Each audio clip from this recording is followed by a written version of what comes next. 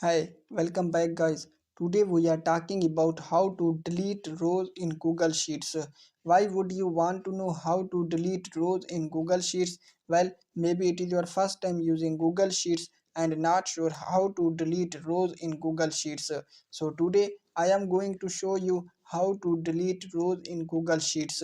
Check video description and I will try to leave the written instruction.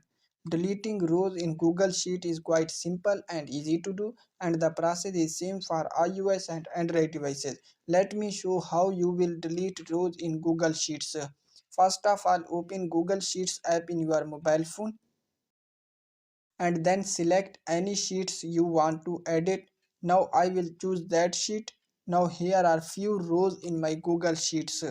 Now if you want to delete any rows, then first select that row and then click on it, and now click on three dots and then click on delete and click on check mark in the left top corner, and that row has been deleted from your Google Sheets.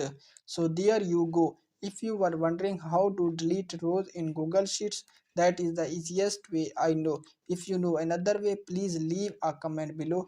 Be sure to subscribe for more videos.